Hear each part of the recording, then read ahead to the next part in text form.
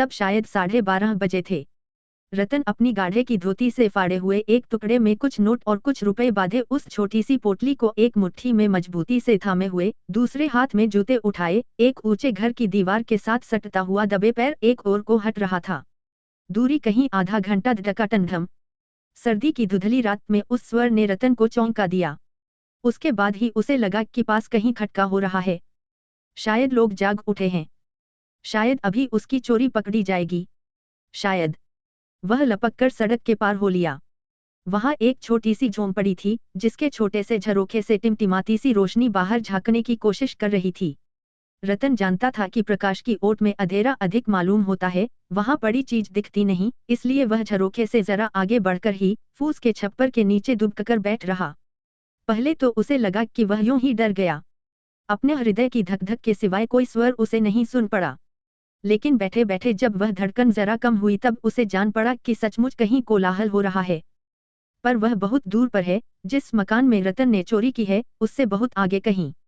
उस शोर का रतन से कोई संबंध नहीं हो सकता। पर यह स्वर तो बहुत पास नहीं है। रतन ने सुनने की कोशिश की कि वह किधर से आ रहा है, पर ऐसा लगता था मानो सभी ओर से धीरे धीरे की जा रही बातचीत का स्वर आ रहा हो, कोई खास दिशा उसकी जान नहीं पड़ रही थी। क्या मैं सो तो नहीं रहा, स्वप्न तो नहीं देख रहा? रतन ने अपने को कुछ हिलाया, जरा आगे बढ़कर झरोखे के बिल्कुल पास आकर देखने की कोशिश करने लगा। आगे झुकते ही स्वर साफ हो गया। रतन ने जान लिया कि वह झरोखे में से होता हुआ झोंपड़ी के भीतर से आ रहा है। और वह बिना खास चेष्टा किए हुए भी ध्यान से सुनने लगा। एक पुरुष का स्वर, जो अपने से ही बात करता मालूम होता है। उस स्वर में दुख है, निराशा है, थोड़ी सी कुढ़न भी है। मैं और क्या करूं अब तो उधार भी नहीं मिलता। ताने मिलते हैं सो अलग। थोड़ी देर बाद एक दूसरा स्वर क्षीण, कुछ उदास, लेकिन साथ ही जैसे एक वात्सल्य भाव लिए, तुम भी क्यों फिक्र किए जाते हो, ऐसे तो तुम भी बीमार हो जाओगे। मेरी दवा का क्या है? सरकारी अस्पताल से ले आया करो, वहां तो मुफ्त मिल जाती है। पिछली बार वहीं से तो लाया था, पर फायदा नहीं होता। हो कैसे? डॉक्टर देखे मरीज को तब न दवा हो। वह यहाँ आता नहीं, बुलाने को पैसे नहीं हैं। डॉक्टर को बुलाकर क्या होगा? अब तो मुझे मरना ही है। मेरे कर्म ही खोटे थे, तुम्हारी सेवा तो की नहीं, उल्टे दुख इतना दिया। यही था तो पहले ही मर जाती, तुम्हें इतना तंग भी न करती। और ऐसी बात मत करो प्रेम। मैं काफी देर तक मौन रहा। आगे कुछ बात हो, इसकी प्रतीक्षा में बैठे बैठे रतन जब ऊब गया, तब उसने झरोखे के और पास सरककर भीतर झांका। एक ही झांकी में भीतर का दृश्य देखकर वह एकदम से पीछे हट गया, डरकर नहीं, कुछ सहमा हुआ सा। एक टुटियल चारपाई पर एक स्त्री लेटी हुई थी। उसका सब शरीर और चारपाई का काफी सा हिस्सा एक मैली लाल गाढ़े की रजाई से ढका हुआ था, केवल नाक और सिर बाहर दिखते थे। नाक की पीली पड़ी हुई त्वचा प्रकाश में अजब तरह से चमक रही थी। पीछे हटाए हुए बहुत रूखे और उलझे हुए बालों के भूरेपन के कारण माथा बहुत सफेद और बहुत चौड़ा लग रहा था। और आंखें एक स्थिर, खुली, अर्थभरी दृष्टि से सिरहाने बैठे पुरुष के मुंह पर लगी हुई थीं। और पुरुष उस स्त्री के सिर के पास दोनों पैर समेटकर चारपाई की बाही पर बैठा हुआ था। एक हाथ उसका घुटनों पर था जिस पर उसने थोड़ी टेक रखी थी, दूसरा जैसे निरुद्देश्य, भूला हुआ सा, स्त्री के सिरहाने पड़ा हुआ था। रतन सहमा हुआ सा बैठा था। उसका मन न जाने कहां कहां दौड़ने लगा था, बिजली के तीव्र वेग से, पर बाहर से वह बहुत शांत स्तब्ध सा हो गया था। जैसे लट्टू जब बहुत तेजी से घूमता है, तब दूरी पर बिल्कुल स्थिर हो जाता है, वैसे ही रतन का मन अतीत और भविष्य में पागल सा भटकता हुआ एक दूरी पर स्थिर हो गया था, उस स्त्री प्रेमा की आंखों पर जिसमें मानो सरस्वती बस रही थी, इतनी अर्थपूर्ण हो रही थी वे। उस सारगर्भित मौन में रतन ने एक लंबी सांस की आवाज सुनी। उसके बाद फौरन ही पुरुष का स्वर आया, अब पहले सा शिथिल नहीं, अब जैसे प्रबल आवेग से भरा हुआ, गूंजता हुआ सा। प्रेमा, कभी जी में आता है कहीं डाका डालूं, ये जो पड़ोस में मोटे लाला लोग रहते हैं, इनको मार डालूं और इनकी हवेलियां लूट लूं, या उस सरकारी डॉक्टर को चुटिया पकड़कर घसीट लाऊं, जिसने आने की बात पर अकड़ कर कहा था कि सरकारी डॉक्टर कोई रास्ते की धूल नहीं है, जो हर कोई उठा ले जाए। कभी सोचता हूँ कि, लेकिन फिर ख्याल आता है, जो लोग सरकारी डॉक्टर को बुला सकते हैं, वे भी तो कभी कुढ़ते होंगे कि विलायत से डॉक्टर बुलाकर शायद इलाज ठीक हो सकता। यह रोग तो ऊपर से नीचे तक लगा है, मैं एक लाला को लूट कर क्या कर लूंगा? पर प्रेमा, किसी तरह तुम्हें अच्छा कर सकूं तो। पुरुष एकदम चुप हो गया। रतन ने फिर झांककर देखा, प्रेमा का एक हाथ पुरुष के कंधे पर था और शायद उसके ओठों को छूने की कोशिश कर रहा था। रतन फिर पीछे को हट गया और शून्य की ओर देखने लगा। पुरुष का स्वर फिर बोला, प्रेमा, अगर चोरी करके या लूट कर तुम्हें अच्छा भी कर लूंगा तो भी सुखी नहीं होगा। मुझे लगता है थोड़ी देर रुककर फिर शायद हमारे मन में पाप का झूठा डर होता है, डर ही से पाप बनते हैं, पर जाता भी नहीं वह। मैं सोचता हूँ मैं जान देकर तुम्हें अच्छा कर दूं। इस बीच में स्वर फिर रुक गया, मानो किसी ने मुंह के आगे हाथ रख दिया हो, पर एक छोटी सी चोरी नहीं होती। एक शब्द सुनकर रतन ने फिर झाँक कर देखा। पुरुष उठ खड़ा हो गया था, एक हाथ से सिरहाना पकड़ते हुए दूसरे से अपना माथा। वह सिर उठाकर छत की ओर देख रहा था। एकाएक उसने कहा, भगवान। उसके हाथ शिथिल से हो गए, कंधे लटक गए और वह एक ओर को हटने लगा।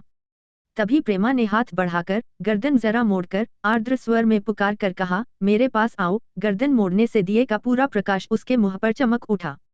एक जरासी बात से मानो रतन का हृदय हजारों और करोड़ों बरसों का व्यवधान पार कर गया। एक ही बहुत बड़ी सी धड़कन में वह रतन का हृदय न रहकर उस आदम का हृदय हो गया हो जो अपने पाप के लिए दंड पाकर अधियारे में अपनी आदिम प्रेयसी की खोज रहा था। और उसे लगा कि सारा संसार उस स्त्री की आवाज में चीख कर पुकार उठा है, मेरे पास आओ। उस स्त्री की जो सुंदरी नहीं है, लेकिन जिसकी उस दृष्टि के लिए रतन एक बार नहीं 1000 बार चोरी कर सकता है और दंड भी भुगत सकता। रतन ने अपने को संभालने के लिए झरोखे का चौखट पकड़ लिया और फौरन ही छोड़ दिया। जिस हाथ से उसने चौखट पकड़ा था उसी में नोटों और रुपयों की पोटली थी। रतन ने एक बार उस पोटली की ओर देखा, एक बार प्रेमा की ओर, एक बार उस पुरुष की ओर, फिर धीरे से कहा, नालायक। फिर उसने पोटली झरोखे में रख दी। एक बार चारों ओर झाँक कर देखा और लंबे लंबे डग भरता हुआ वहां से हट गया। रतन का शरीर ढीला पड़ गया। वह इस हद तक खुश भी हो गया कि किसी किस्म की कोई फिक्र उसके मन में न रही। एक हलवाई की दुकान के बाहर पड़ा हुआ तख्त देखकर वह रुक गया। तख्त पर बैठकर उसने अपने गीले जूते उतारे, उन पर अपनी चादर का एक छोर रखकर इस तकिए पर सिर रखकर वह लेट गया। बाकी चादर अपने ऊपर ओढ़कर वह आकाश की ओर देखने लगा। तारे थे, बहुत साफ नहीं दिखते थे, धुंध के कारण कभी छिप भी जाते थे, पर थे। कभी 5, कभी 4, कभी 8-10वें दिखते और मिट जाते, मिटते और फिर दिखने लगते। धुंध के इस खेल में मानो रतन भी घुलने लगा। उसकी आंख लग गई। नालायक वह। चौंककर रतन उठ बैठा। क्या उसने कुछ देखा या कुछ सोचा या कुछ याद आ गया? कोड़े की मार से आहतसा वह उठ बैठा। नालायक वह। और मैं नहीं नालायक, जिसने एक तो चोरी की, दूसरे अपनी बहन को भुलाया और तीसरे हाथ आई दौलत फेंक दी। चोर, 10 नंबर का बदमाश और बेवकूफ। चोरी मैंने किस लिए की थी? यशोदा के लिए। क्या चोरी करने ही के लिए नहीं की मैंने चोरी? और फिर रुपए वहां क्यों पटक आया? उस आदमी को दे आया जो प्रेमा को मरती देख सकता है और हाथ पैर नहीं हिलाता। उसका कुछ उसूल तो था। नहीं करता चोरी तो नहीं करता, फिर चाहे कोई मर जाए। कुछ बात तो हुई। प्रेमा की शक्ल यशोदा से मिलती थी।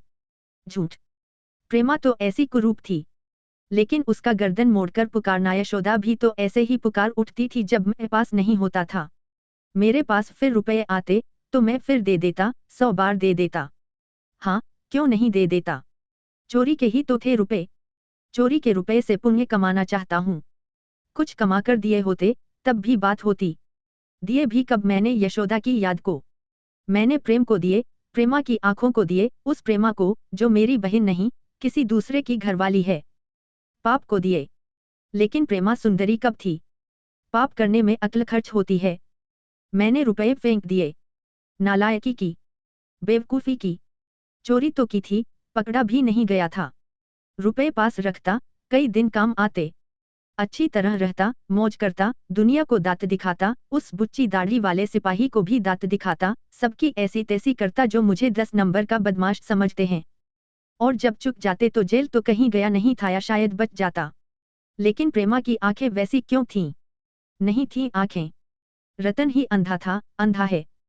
लेकिन गलियों में चक्कर काटते हुए रतन ने फैसला कर दिया कि वह लौटकर जाएगा और अपनी पोटली वहां से उठा लाएगा जहां उसे छोड़ आया था। अभी रात खत्म नहीं हुई थी, अभी पोटली किसने उठा ली होगी? दिन निकलने के बाद, बल्कि और भी देर से, जब घर की सफाई होने लगेगी, तभी कोई उसे उठाएगा, यही सोचकर वह उल्टे पाव लौट पड़ा। लेकिन इन पिछले 2 घंटों में वह कितनी गलियों में से होता हुआ भटक आया था, इसका उसे कुछ अनुमान नहीं था। यह याद करने की कोशिश करता, कहाँ से वह किधर को मुड़ा था, ताकि उसी रास्ते लौटे, लेकिन जिस गली कोई और रास्ता है, दाईं ओर को जो हरे किवाड़ हैं, वे तो उसके रास्ते में नहीं आए थे, या बाईं ओर को जो बहुत बड़ा सा साइन बोर्ड किस वैद्य का लगा हुआ है, वह तो उसने नहीं देखा था, और सामने की दीवार से जो बड़े बड़े अक्षर मानो मुहबाए अपने काले हलक से यह सूचना दे रहे हैं कि अमुक तेल सब चर्मरोगों की अचूक दवा है, उसे देखकर कोई क्या भूल सकता। फिर भी मुट्ठियां भींचकर अपनी थकान को वश में कर लेने की कोशिश करता हुआ रतन चलता जा रहा था और सोच रहा था कि कभी तो वह झोंपड़ी मिलेगी ही। धीरे धीरे रात का रंग बदल चला। हवा में एकाएक शीतलता भी बढ़ गई और नमी भी, उस स्पर्श से मानो एकाएक रात ने जान लिया कि वह नंगी है, और लज्जित होकर, कुछ सिहर कर, धुंध के आवरण में छिप गया। मैलासा कुहासा रतन की नसों में भरने लगा, आंखों में चुभने लगा। उसने एक बार आंख मलकर सामने देखा, वह यह समझ कर कि अब सवेरा होने ही वाला है, और उस झोंपड़े की तलाश बेकार है, वह एक ओर मुड़ने को हुआ ही था कि उसने देखा, उसकी बगल में वही मकान है, जिसमें उसने चोरी की थी। वह अब पहचाने हुए पथ पर जल्दी जल्दी झोंपड़े की ओर बढ़ने लगा। चारों ओर कुछ अस्पष्ट सा शोर था, शहर जाग रहा था। ऐसे समय कोई आता जाता किसी का ध्यान आकृष्ट नहीं करेगा, यह सोचकर रतन बढ़ा जा रहा था। झोंपड़ी से कुछ दूर पर ही कोलाहल सुनकर रतन ठिठक गया। आंखें सिकोड़ कर सामने देखकर उसने पहचाना, झोंपड़े के आगे भीड़ लग रही है, चोरी का पता लग गया है, चोर भी पकड़ा गया है।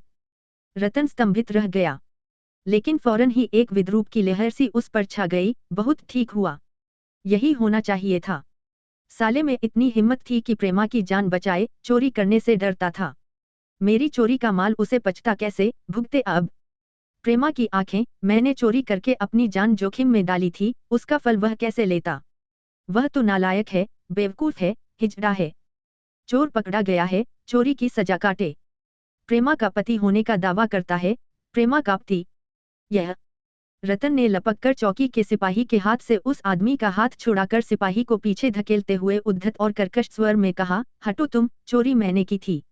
वह पोटली मैं यहाँ भूल गया था और अब लेने आया हूँ। सिपाही हक्का बक्का सा हो गया। रतन की बाह पकड़ने की कोशिश करते हुए किसी तरह उसने कहा, तुम पागल हो क्या। लेकिन इससे पहले रतन अपने भिजे हुए दांतों को पीस कर कहे, हाँ हूँ पागल। उस सिपाही की आंखों में पहचान की एक बिजली सी दौड़ गई और उसने एकदम से अपनी बुच्ची दाढ़ी लटका कर ढीले मुंह से कहा, अच्छा तुम